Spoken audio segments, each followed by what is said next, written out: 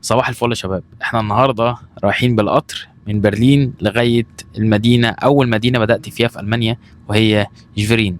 هنرجع بالزمن حوالي 4 5 سنين لورا، ونرجع لأول مدينة بدأت فيها في ألمانيا وأول مدينة كان فيها المدرسة. هنروح دلوقتي المدينة دي في ايفنت هنحضره. الايفنت ده فيه مجالات كتير جدا لأوسبيلدونج وشغل.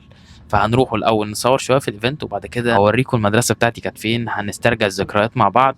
هنلف المدينه كلها وهيبقى فلوج ان شاء الله حلو. بس قبل ما نبدا الفيديو ما تنساش تعمل لايك للفيديو وسبسكرايب للقناه وتفعل الجرس وتصلي على النبي، ويلا بينا نبدا. Nächste Station Schwerin Hauptbahnhof. مفيش حد بيشجع وانت بتفتكر، بس انت بس تتفرج على التشجيع. انجح واتفرج على الناس. اللي هيقول لك يا صاحبي، اللي هيقول لك ايوه هعرف. انت مش بعيد كمان بقول لك احنا كنا وراك من البدايه. سبحان الله. عامة يعني لما جميل. تحب تبدا في حاجه ابدا فكك من كلام الناس. احنا دلوقتي وصلنا جفرين اهو. خدنا البوس عشان لازم ناخد البوس حوالي 6 محطات لغايه ما نروح الايفنت. نروح الايفنت واصور لكم شويه جوه واخلص الايفنت بتاعي، وبعد كده نرجعوا تاني للسنتر هوم بتاع المدينه علشان نسترجع الذكريات ونشوف الدنيا كانت ماشيه ازاي. وكمان احكي لكم واقول لكم رايي انا ليه رجعت المانيا بعد حوالي سنه في مصر. بعد ما سبتها وقررت ان انا اسيبها رجعت لها، وهنعمل ايه كل ده هنشوفه مع بعض. فيلا بينا يا شباب. لسه مخلصين الايفنت الحمد لله، فكان ايفنت حلو، جمعنا شويه حاجات انا ما عرفتش.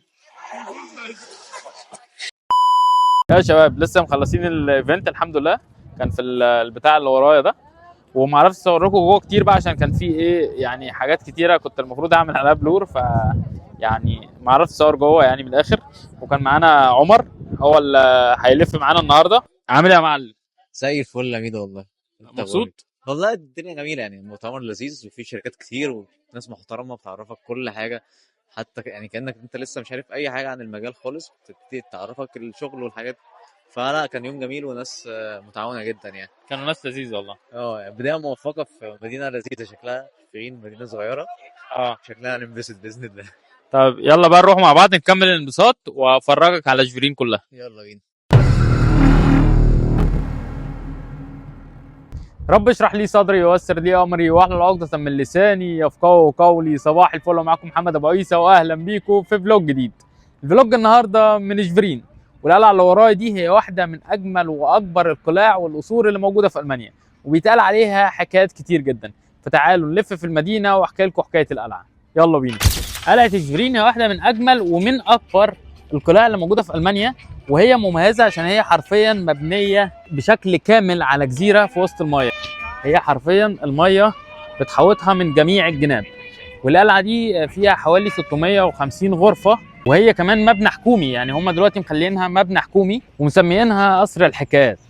كان في حكايه من ضمن الحكايات اللي بتتقال عنها ان كان في شبح بيحمي القلعه دي وبيطلع للحراس بتوعها، فدي واحده من الحكايات اللي بتتقال عنها. وهي الصراحه تحفه معماريه في وسط الميه. وطبعا المنطقه هنا كلها سياح، كلها ناس اجانب، حتى جم ناس طلاينه دلوقتي بيكلموني يعني ايطالي على اساس بقى اللي انا سائح ومش هفهم الماني، وافتكروني ايطالي عشان اصورهم. وبعد ما خلصوا بكلمهم الماني قالوا لي انت بتتكلم الماني وبعد كده ضحكوا يعني لان هم كمان بيتكلموا الماني بس فكروني ايطالي. فالدنيا هنا جميله وسياح كتير، وانا بحب دايما الربيع، الشجر والورد والحاجات الخضراء، وكمان الاشجار كلها اللي حوالين القلعه تبدا تخضر. فتعالوا بقى كمان نروح لذكرى اول فيديو على التشانل عندي، وهو فيديو البدايه والحلم. تعالوا اوريكم الفيديو ده اتصور فين. هنتمشى شويه في القلعه وبعد كده اوريكم فين بدات قناه MA وفين بدا محمد ابو عيسى.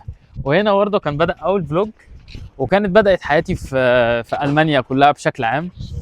المدينه كان ليا معاها ذكريات مش حلوه قوي، ذكريات صعبه شويه، لان على انفانج فيها كل بدايه صعبه، فدايما البدايات بتكون صعبه، ليها ذكريات صعبه ولكن في نفس الوقت ممتعه، بتحسسك بقد ايه انت بقيت بني ادم تاني، بقيت انسان، اتحولت.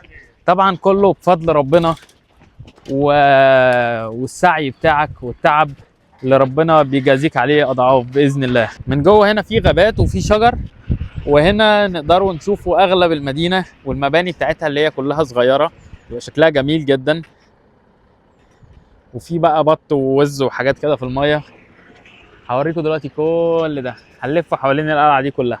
بس هدخل اول حاجه اوريكم القلعه، او ده كده المدخل، وهنا شارحين كل حاجه في القلعه بتواريخ وبتاع. ما تواريخ بقى وحاجات ما بقالها زمن، ما اعرفش من سنه كام يا ربي، ده من سنه 941. بصوا كده، انتوا كده شايفين حرفيا من منظوري، يعني ده اللي انا شايفه حرفيا حاليا. والناس اللي ماشيين هناك دي مصريين. مصريين جدا، يعني المصريين اول ما بتشوفهم تعرف ان دول مصريين. بس ناس محترمه الصراحه، بتشوفهم تعرف ان هم مصريين، مش حاجه وحشه، انت بتعرف ان هم مصريين، يعني احنا لنا كمصريين لنا طابع خاص كده. بص يا معلم، ده هنا صورت اول فيديو ليا، هنا بدات قناه محمد ابو عيسى وام ايه، عند الست اللي قاعده هناك دي. لازم انزل واقعد في نفس المكان ده بس لما الناس دي تطلع. هنا بدات اول فيديو ليا، يا رب العزه، بقالي سنين. وبصوا بقى كميه الخضار، الحاجات الخضراء، الحاجات الحلوه، والورد والزرع والتماثيل حاجات جميله. مش كل الحاجات طبعا انا فاهمها، مناظر تحفه صراحه. مثلا حاجه زي كده انا مش فاهم ده عباره عن ايه. بصوا زي ما قلت لكم، هي على جزيره في وسط الميه، فالميه هنا حوالينا في كل مكان، وجمال الورد والميه. في تحت كمان نافوره، هوري لكم برده المنظر من تحت. المنظر من تحت جميل جدا. كنت باجي زمان اقف هنا كده اكل السندوتشات بتاعتي وانا في المدرسه، وبعد كده اروح تاني اكمل اليوم وبعدين اروح. ده كده المنظر من فوق، هنزل برضو اوريه لكم من تحت. ده تقريبا حاجه كده ليها علاقه بالزرع والورد والاشجار والكلام ده، فهننزل دلوقتي نتفرج. بصوا يا جماعه كده المنظور من تحت شويه، كده القلعه من تحت عند الزرع اللي تحت، وهنا النافوره اهي. انا كنت واقف فوق بقى كده بكلمكم، ودي الناس الطلاينه اللي وقفوني دلوقتي وقالوا لي صورنا. بص المنظر برضو هنا من تحت الحجاره دي جامد، تعالوا اوريهولك. بصوا يا جماعه المنظر هنا. بص يا عمر لون الورد عامل ازاي. لا مهتمين قوي سبحان الله. يا عم حط المنظر. اقعد يا عم القرف. تعالوا اوريكم المنظر من جوه. ايه يا عم، ايه اصحاب الكهف ده؟ بص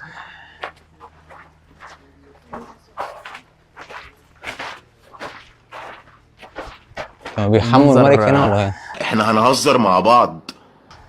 المنظر جميل الصراحه، يعني واو سبحان الله.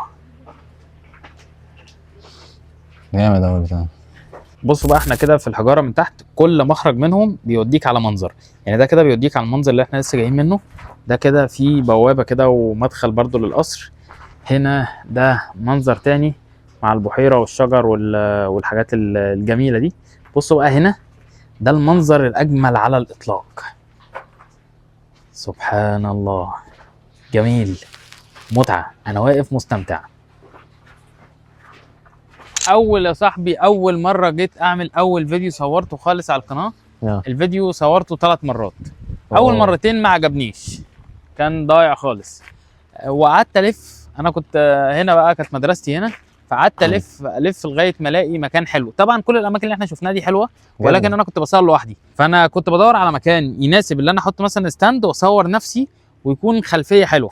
وكنت لسه بخاف، فانا كنت بدور على حاجه معزوله عن البشر. نفس الناس المصريين راحوا قعدوا في نفس المكان. نفس الدماغ، فاهم؟ بصوا هادي جدا ده.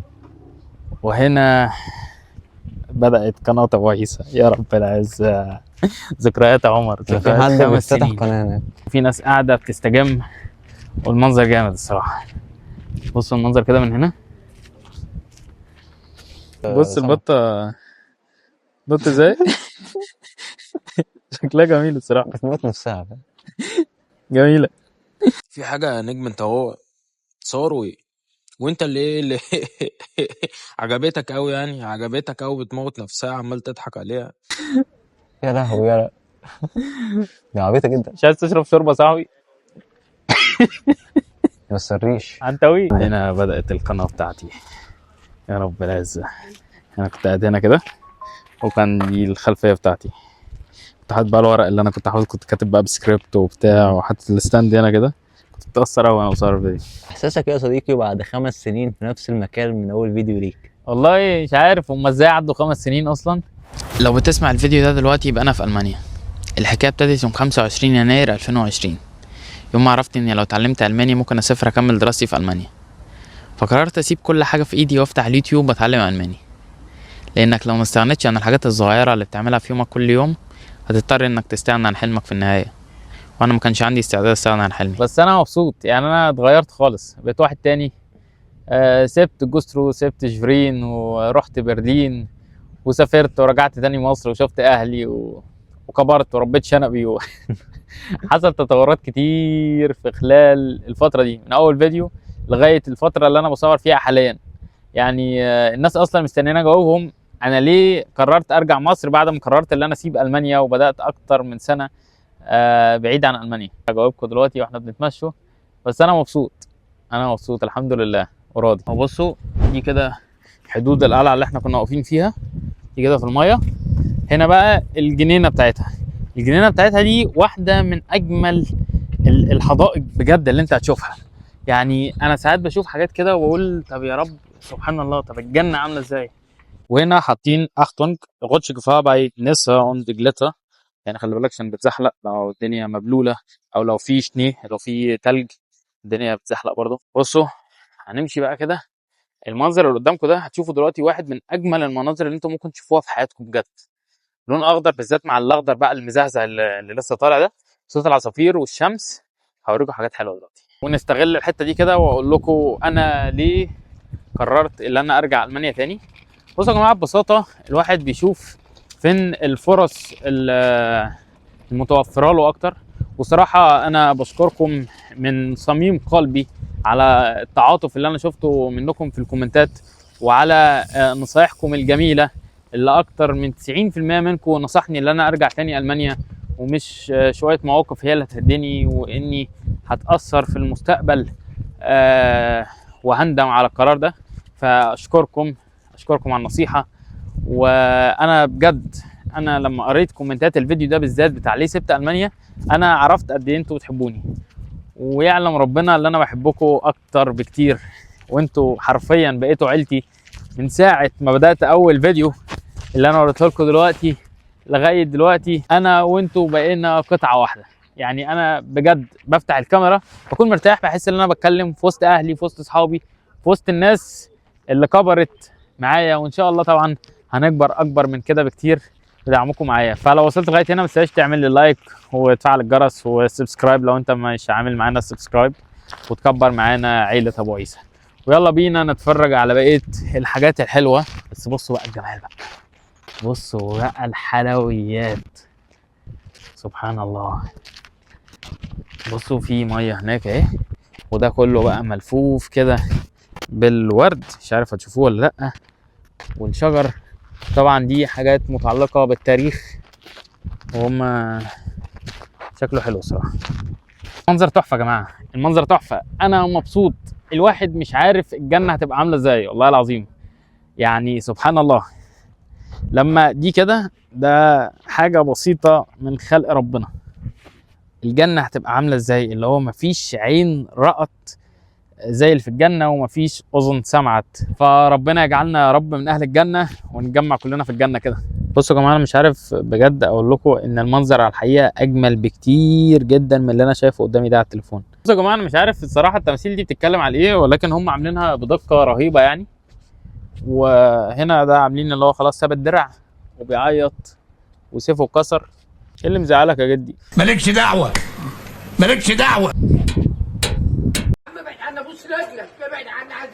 بص يا عمر، احنا كده حرفيا متحوطين بالاشجار، وشويه كمان يعني كده اسبوعين كمان هتلاقي اللي انت مش شايف اللي بره من الشجر. يعني اول ما الشجر ده، اول ما الورق ده كده يكبر، هتلاقي اللي انت مش شايف ولا السماء ولا الناس اللي بره، وبيبقى جميل جدا.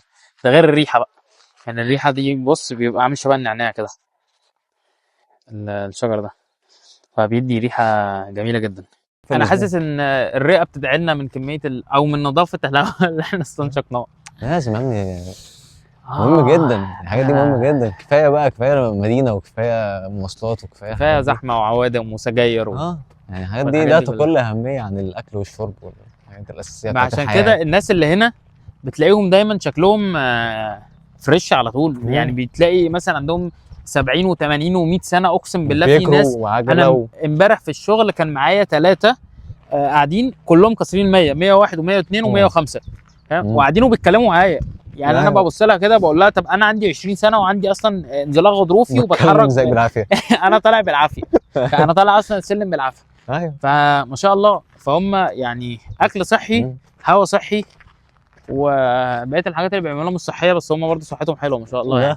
شعر وصحة وفلوس. بص يا صاحبي يعني على قد الجمال اللي انت شايفه ده، بس في الشتاء او يعني بالذات لما بيكون في تلج بتكون ليها طعم تاني. انا ما بحبهاش في الشتاء العادي.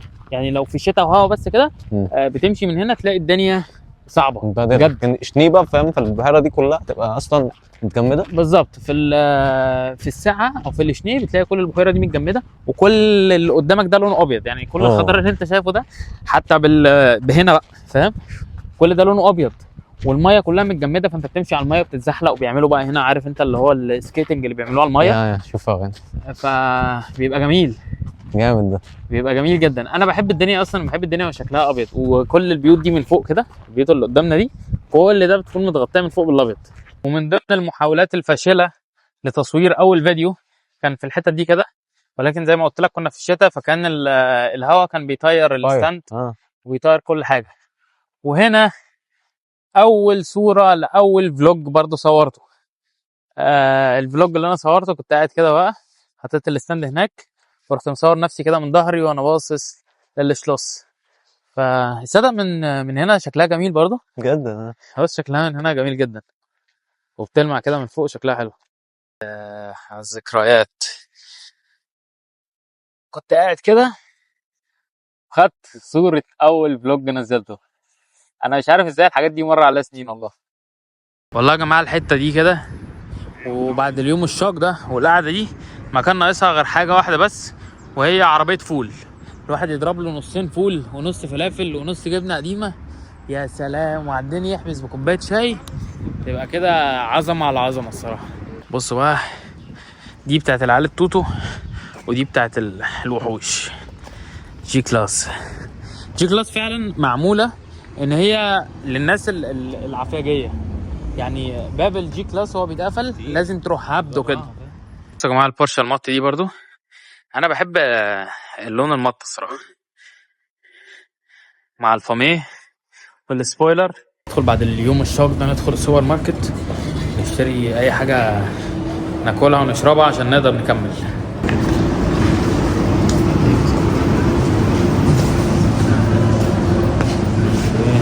انا عن نفسي اشتريت الشوكو ميلش. بحب انا الحاجات دي من زمان، اللي هو اللبن اللي بتعمل شوكولاته، بحبه جدا. شوفوا كمان حاجه بقى ناكلوها ونطلع. انا هاخد واحده كرواسون، الكرواسون الحلو ده.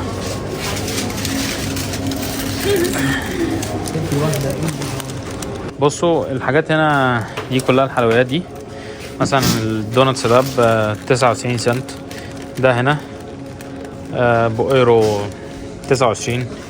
حاجات حلوه يعني. والكرواسون اللي انا جبته 49 سنت. اسعار الحاجات دي هنا مش غاليه مطلقا.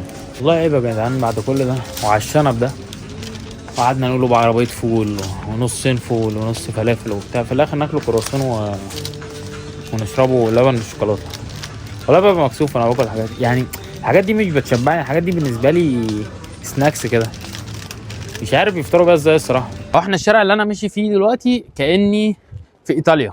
يعني انا حرفيا الشارع ده كنت باجي اتمشى فيه كله محلات طلياني زي ما انتم شايفين. يعني انا لما رحت ايطاليا يا عمر كان بجد نفس التصميم ده كده بالظبط، فكنت مبسوط. وانا كنت ببقى مبسوط جدا وانا ماشي في الشتاء وبشرب قهوه وبمشي في الشارع ده، كنت ببقى في قمه انبساطي الصراحه. بصوا يا جماعه، هنا دي نافوره برضو بس قافلينها.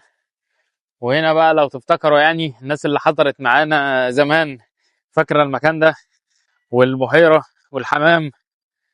ودي المدرسه الحمراء اللي هناك دي، هي دي المدرسه بتاعتي. نروح عندها دلوقتي بس نتفرج على البحيره وشويه البط والحمام دول. جميله الصراحه، جميله جميله جميله. يا جماعه بصوا البتاع ده، وعاملينه كانه طالع من الارض يعني.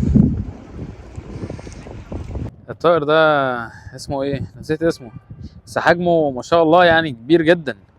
بصوا هو مقارنة بالحمامة. البطة بتقوم هي وعيالها. والله انا ماشي كأن انا كنت ماشي هنا امبارح، كأن انا دلوقتي رايح وعندي مدرسة ومتأخر على المدرسة.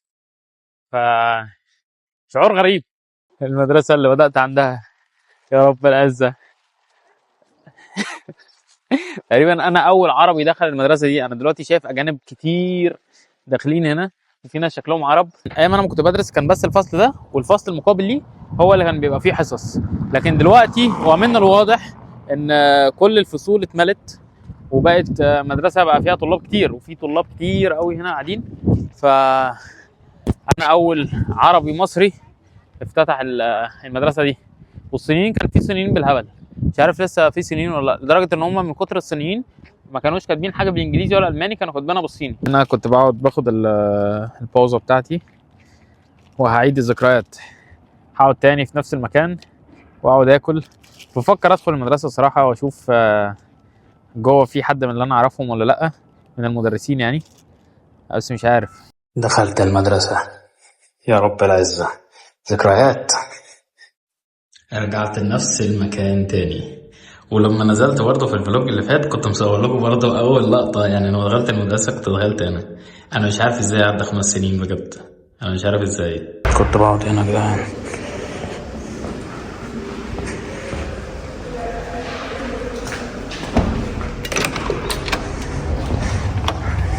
زمن برضه بقالي 5 سنين ما طلعتش من الباب ده، بس انا مبسوط بالتحول، مبسوط بنعم ربنا اللي ربنا انعم بيها عليا.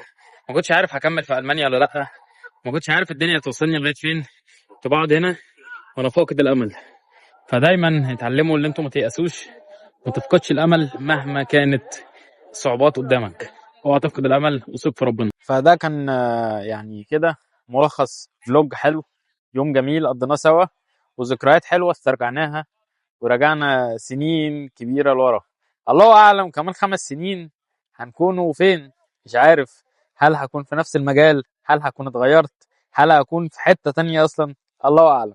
فان شاء الله ربنا يكتب لي ويكتب لكم الخير. وزي ما قلت لكم انا رجعت المانيا عشان فرصه افضل واكمل علاجي، لان انا بدات علاج في مصر، بدات علاج طبيعي وبدات تمارين. مؤاخذة يا جماعة هقطعكم، بس عايز اقول لكم ان الراجل اللي بيتكلم ده انا ولا اعرفه، بس الراجل ده زي الفل وبيقول كلام زي الفل. متنسوش تعملوا له سبسكرايب وتعملوا له لايك للفيديو، كبروا له قناته يا جماعة، كبروا له قناته يا جماعة، وفوق ظهره دعموه. ماشي يلا حبايب قلبي، يلا سلام.